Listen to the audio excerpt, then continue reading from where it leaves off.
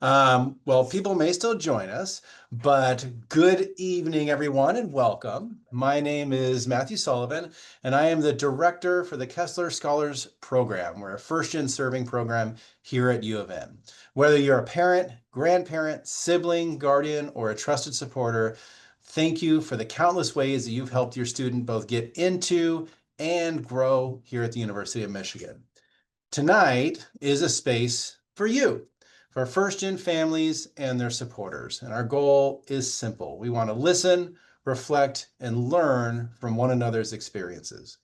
There's no right way to support a college student, and there are many good ways. And we're hoping to bring some of those out here together tonight, and also to understand your experience. Before we begin, I want to remind us all that it's important that everyone feels welcome and everyone gets the most out of our events. So with that in mind, be sure to speak when we have our discussion component, to speak from your own experience. Keep others' stories confidential, the things that other people will share with you, and both feel confident to talk yourself, but also to make room for anyone else who wishes to talk. We're going to, oh, I'm sorry, before I talk about what we're going to do, there's me, and we're also joined tonight by Ashley Banas, who is the first generation program assistant at the Office of Academic and Multicultural Initiatives. She's the one who got our wonderful discussion prompt started, and is going to be facilitating this throughout the evening. So a little bit of an outline. We're going to have a little bit more of opening reflection. Then we're going to have a description of the common elements of the university, going over sort of how college works and some of those essential points. We'll then turn it over to you and your experience as first-gen family members. However, I'd like to thank you in advance for being here and for walking alongside your students in this journey. We're honored and excited to spend this time with you here tonight. And for what it's worth, my research concerns first-gen family experiences, and this is the first event that we've held like this, so I'm really personally excited to be here tonight. Thank you for taking the time. So a little bit more of guided chat. We're going to have an opening discussion. So what is one thing you were nervous about? And you can again put this in the chat. We will open up the discussion for later on. What is one thing you were nervous about for your student that ended up maybe not being such a big deal? Or what is something you didn't expect you'd need to buy for your student when they started college? Thought you had it dialed in and you're like, oops, we got to get this.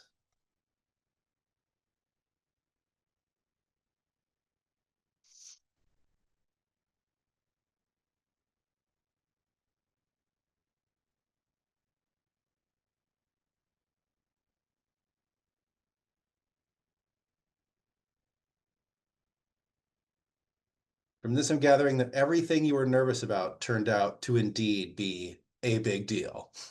There was nothing you were nervous about that did not turn out to be a big deal.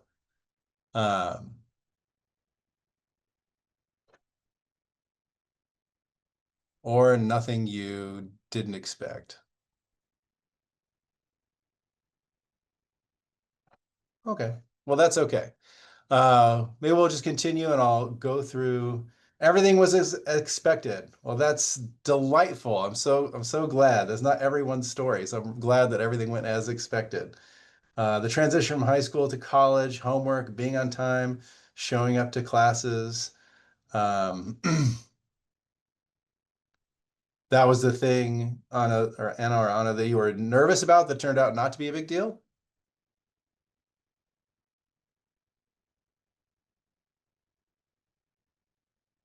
Oftentimes transitions are what we expect to be a big deal. My kids are not near college yet, but my son transitioned to kindergarten this year, and we expected it to be a big deal, and it actually wasn't. He walked in, didn't cry, no big deal. Okay, well, we'll get time later for you all to talk to one another and discuss some of your experiences. So first, I'm going to go through just what are some of the most common questions and issues about college itself and how college life is structured. So one of the things that I have found in my research is that One of the barriers to students talking to their families is just understanding what college is like and how it functions in a broad sense. So we'll go through some of this. It shouldn't take too long, and then we'll come back for some discussion. So first off is the academic year. So the academic year is a fall semester, a winter semester, and spring and summer half terms. The fall term runs from September to December in most years, and the winter term runs from January to April. Sometimes it extends a little bit into May, but usually it's done by the end of April. I joke, are a semester system masquerading, as a quarter system masquerading as a semester system, because we don't just have one summer, we have a spring and summer half term. And what that half term means is that each class counts for 2 to 2.5 courses in a regular, or sorry, 2.5 days in a regular term. So they're very packed, and there's a lot in each course period. So I always caution students in the spring and summer half terms, don't sign up for too many credits because it's a lot of work and it moves at a rapid pace. And if you can quickly get behind if you're not paying attention. For extracurriculars, students apply for things like internships and study abroad for the summer, starting in the fall term. And this is something they oftentimes don't realize until it's too late for the year in which they wish to apply. Summer is rolling around. They're like, oh man, when do I want to do something this summer. When do I apply? You actually applied in October or November. So you want to encourage them to plan ahead. Students often rush for a fraternity or sorority, and that happens in early fall. But student orgs and clubs accept new members throughout the year. That's not usually on a schedule. For faculty and instructors, types of instructors, we have faculty instructors, and these handle course learning, feedback, and mentorship in their field. There's generally two types. We have tenure track faculty, and that's different than tenured. So faculty take about 7 years once they get here to achieve tenure. So if they are tenured, we call them tenured, and if they have not yet tenured, we call them tenure track. These faculty are top researchers in their field. University of Michigan is what's called an R1 school, which means research is our primary focus. And many of these faculty are also administrators, so they can govern the university. Lecturers are entirely focused on teaching. They may do research, but research is not their primary focus. They do it sort of on the side. We also have graduate student instructors. You can think of this a little like TAs, but GSIs, as we call them, teach discussion sections or labs. They handle the grading and are often your student's main contact point for learning. So they may have a class of 250 people. There is a tenure track faculty member or a lecturer, at the front of the room, but for most of their contact, they're going to be talking to GSIs who handle their grading and teach discussion sections, run their labs. GSI office hours are just as important as professors' office hours. And we'll talk a little bit more about that in a moment. But oftentimes students think that they always have to go straight to a professor, and the GSIs, because they're not sort of, at the top of the hierarchy, they're not worth their time, but they very much are, because they are the ones directly grading their work. Another common misunderstanding that I run into as faculty, I used to be faculty in the sociology department, is that GSIs technically work for the university and not for the professor. So oftentimes, if there's a problem, the student might go to the professor to talk about a GSI. The professor can try to intervene on a GSI, but they don't have a lot of control because the GSI actually works for the university. Let me see here. Okay, just looking at the chat here to see if there's any questions so far. Feel free to enter questions in the chat. We're going to come together for a general discussion in the middle of this, but you can also feel free to put questions in the chat. Office hours. So I mentioned earlier the importance of office hours. These are an open invitation time for instructors and faculty to talk with students. Faculty sit there with the door open. They're generally just doing some work, waiting for students to come in, and you can talk about anything. It is often the single most underused success tool. By the way, I should have probably mentioned, I am a first generation or was first generation college student. I was a transfer college student. I was non-traditional. I did not start college until I was 25. And one of the things they told me is just go to your professor's office hours, just go. And I did. And it wound up being really important for my success. So they are important for any and all class-related questions with a small asterisk that I'll get to later. Reasons to go to office hours. You want instructors to know your face and to know your name. And they want to know you as well. And that's oftentimes something students don't realize is faculty really do want to know their students. You want them to know your face and name just in general, but you really also want them to know if problems arise. If a student, as a former faculty, if a student wrote to me and I know who they are, it's much easier to accommodate them and imagine, them as a real person than if it's just a name that emails me. And then again, for recommendation letters. At the end of this journey, your student will probably ask for a recommendation letter either to grad school or to some other opportunity for a job. And as faculty, if they know your student and they know anything about them, it's just much easier to write a strong letter than if they're just a name and all you can see is a sort of, the grade that they got in your course or, see what papers they submitted. Some tips for going to office hours. Your student can have a question, any question, even if it's just to build understanding of the course material. I say that because oftentimes students will tell me, well, I understand the class, I'm doing fine, I don't have any questions. But you can always ask a follow-up question. Again, I can tell you as a faculty member, we have much more interest in what we're teaching than we're able to convey in a single class or a single lecture. So a lot goes into that. And so you can always ask, like, you talked about this concept or this, idea. Tell me more about it or what went into that. We'd love to explain that. If students have nothing else to ask, then you can ask about the professor's own research. And this particularly applies to tenured or tenure track faculty. They are always working on something and they love to talk about it. If one reason is it's just their passion, of course, but also more pragmatically, they're usually trying to formulate their own ideas about it for publication. And so when students come in to talk about, ask, what are you working on? It gives faculty a chance to refine their own thinking and invites the student into their own research process. And it's a wonderful way to make a connection. And then just remember that even our most famous tenure professors are really just people too. And we really do have some famous faculty here, some who are at the top of their field. But they wake up at the beginning of the day, they put on shoes and eat breakfast and live normal lives. They're just people. You don't have to be intimidated by them. Students don't have to be intimidated by them. The importance of the syllabi. So every instructor provides a syllabus. They must provide a syllabus.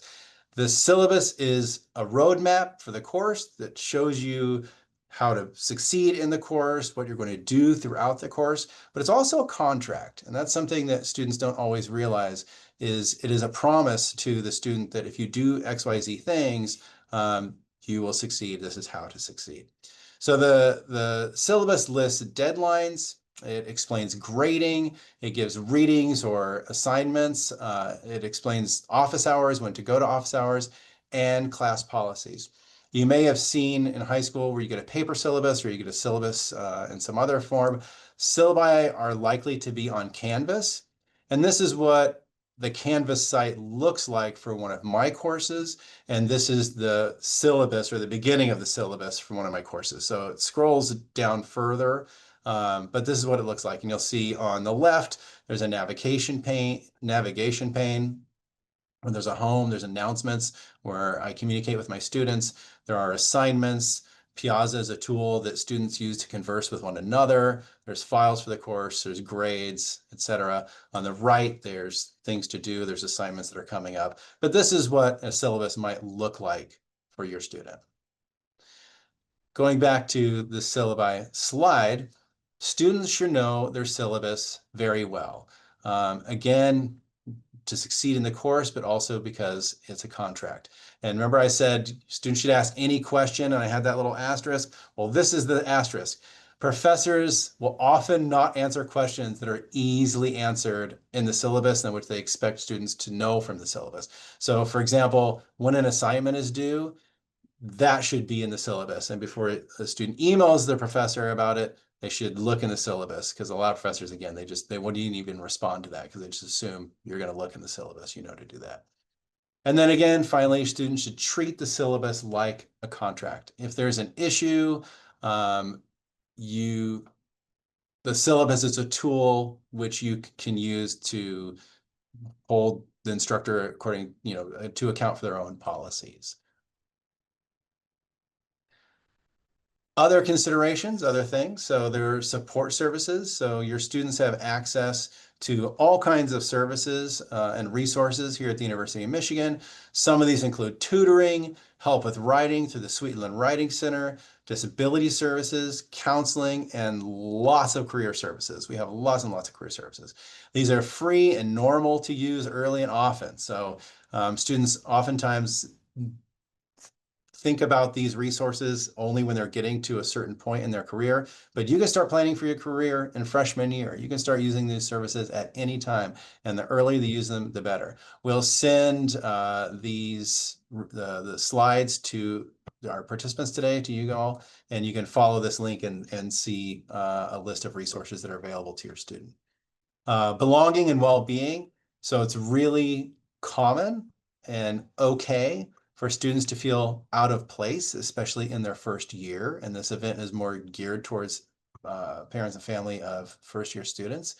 But belonging grows from participating in college life. So you may feel out of place when you first get here, but ideally you're making friends, you're joining student groups, you're finding your people, and you begin to feel like a Wolverine. And to this point, I always like to stress that social life is just as important as classes and grades. And the connections and career growth comes from the people that they meet here.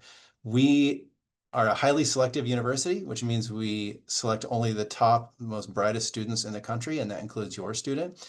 And so the people they meet here are going to serve them throughout their lives. They're going to be people that will be a career resource. They'll turn them on to opportunities that will help them, and your student will help someone else as well. So it's just as important to socialize and meet people here as it is to go to class, get grades, and do well in your classes.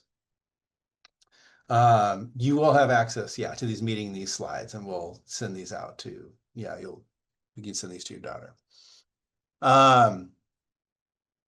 And finally, privacy with FERPA. So this is a federal regulation that students control their own educational records. So while we want to empower you tonight, want to give you a space to engage in your students' education, we just have to note that instructors and advisors cannot provide grades or progress reports to families. So you'll have to talk to your student about that.